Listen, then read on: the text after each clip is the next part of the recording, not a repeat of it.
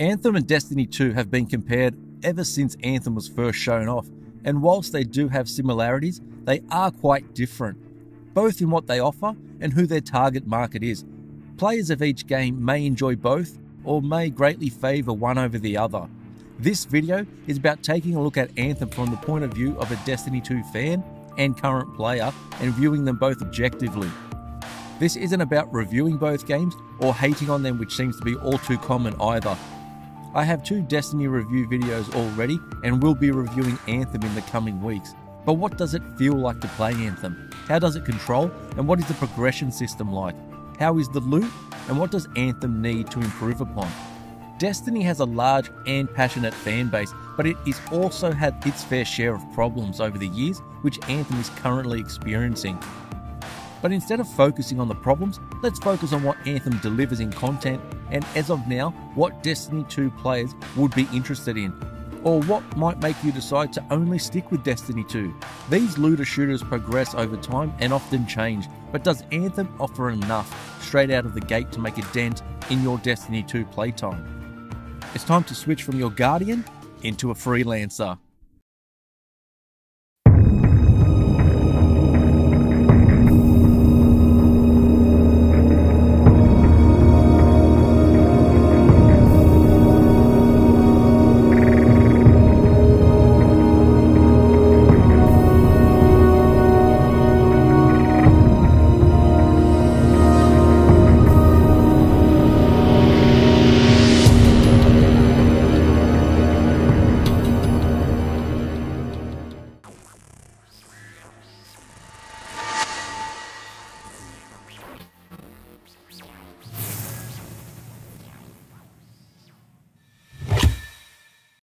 The biggest positive for giving Anthem a try is that it's a new game with all new content, and this is perhaps the greatest reason for Destiny 2 players to give it a try.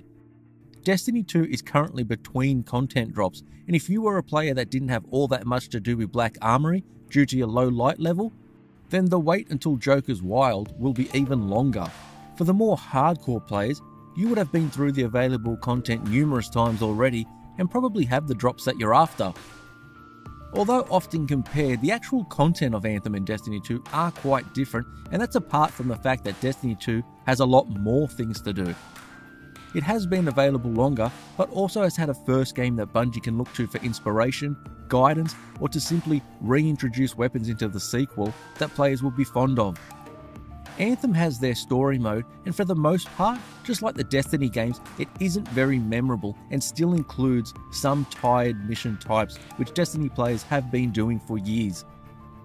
Anthem lends itself to having some purely epic encounters, but Bioware simply doesn't have these moments during the campaign, especially nothing like the Homecoming mission from the opening of Destiny 2. For all the Horde mode moments in Destiny and defending a certain point as waves of enemies need to be killed, Destiny still has some other decent missions in the single player that are enjoyable to play.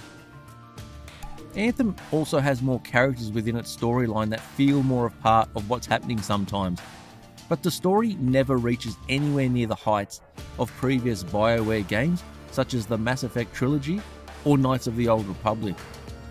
And if you want my thoughts on how great I think the Mass Effect Trilogy is, then please check out my video linked down below.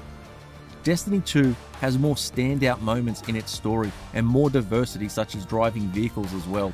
It won't win any awards, and doing a third playthrough on your third character shows its weaknesses much more, but Bungie did improve a lot over the first game.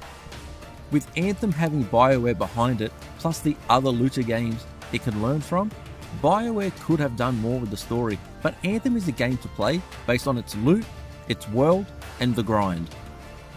In terms of the world of Anthem, it is both large and beautiful to look at, and it's filled with creatures and wildlife, which is a great addition to the game.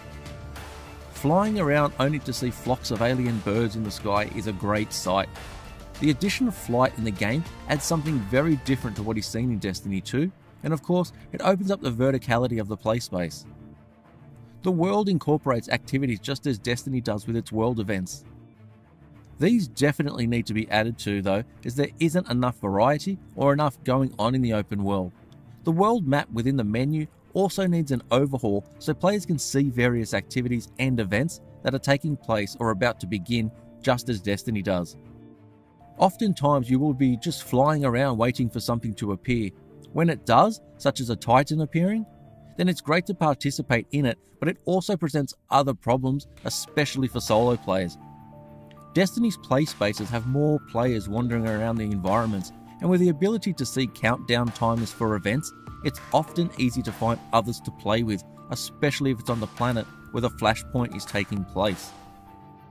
But the problem with Anthem, and if we take the earlier example of a Titan appearing in-game, you'll be left taking it down on your own, as other players in that instance won't know it's there unless they actually see it. Bioware needs to add quality of life improvements to Anthem, and ones that will make Destiny players feel right at home. In saying that, Bioware really has created a magnificent world to simply play in. The vistas and scenery is gorgeous, and it will be interesting to see how Bioware add to this large open world in future updates, and what kind of different areas they add as well. And perhaps the biggest quality of life improvement needed is the ability to switch out weapons and abilities from within the menu system, and this is needed even more with the long load times and the frequency of them. Needing to go to a specific area at the hub known as the Forge will seem very unnecessary to any Destiny player, and it should. Destiny's menu, although a little slow sometimes when viewing armor and weapons, is extremely intuitive, and being able to browse around and change loadouts during loading screens or out in the world is something Anthem desperately needs. Not being able to change gear mid-mission limits your playstyle, even though Anthem has the edge easily when it comes to creating different builds of a character. The 4 diverse classes in Anthem, the Ranger, Interceptor, Colossus and Storm, all allow for different play experiences from each other. Whether the quick and fast melee combat of the Interceptor to the tank style of the Colossus, which brings different abilities and ways to play. Especially when playing in a group with each character's strengths being used in the best way. This is in contrast to Destiny 2, where the 3 character classes are quite similar to each other, even if they do have their own abilities as well. Anthem then takes this even further in regards to the loadouts you can apply to your Javelin. I'll speak about the loot soon, but Anthem having abilities as part of its loot table means players, for example, will earn different types of grenades or support abilities through just playing the game, and then equip these into different loadouts for each of their Javelins. Having 4 different classes to play as, with each having different abilities, with greatly reduced cooldown times compared to Destiny, makes Anthem have an emphasis on those abilities and powers as well as gunplay. Now onto the loot side of things, and this is in my opinion where Anthem needs to get a lot better when compared to Destiny. Destiny has many forgettable weapons and a lot of reskins, but it's always had a lot of desirable weapons for players to want, such as Thorn, The Last Word, Sleeper Simulant, Chattering Bone, and countless others. Apart from often looking very interesting and unique, they would have the ability for great perks if players got a great roll on the weapon once Bungie reintroduced random rolls into Destiny 2. As it stands now, Anthem is in need of more weapons desperately, as there just isn't enough variety, and what is there so far doesn't compare with what's on offer in Destiny 2. Bungie makes changes to the sandbox which impacts weapons and how desirable one is, or how desirable a certain set of weapons are. Due to Destiny having both PvE and PvP, this can cause balance issues with the weapons, but can also make different weapons desirable for each game mode. Now Anthem does have several difficulty levels, which is fantastic as you level up, but once you hit the later Grandmaster levels, the difficulty can get quite insane, but the rewards associated with these higher difficulty levels will need to be tweaked. This is quite common, and Bungie has done this numerous times for the Destiny games. It's a risk versus reward scenario, and trying to strike that balance between it being worthwhile doing and gaining the loot that players are after. Now in terms of gameplay, Anthem is fantastic to play, just as Destiny has always been. Bioware nails the feeling of flying around and using these abilities and weapons. It has a similar feel to Mass Effect Andromeda, but it's more refined. The heavier reliance on the abilities does make the gameplay different to Destiny, which focuses a lot on its weapons. But both games are just great to play, as their mechanics are satisfying and they make you want to play more. You'll be fighting the same types of enemies repeatedly, and although they have questionable AI, it's still fun to engage in combat after many hours, and that's important in games that are based on loot.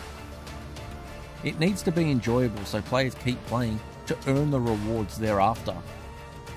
As mentioned earlier, Anthem just needs more to do.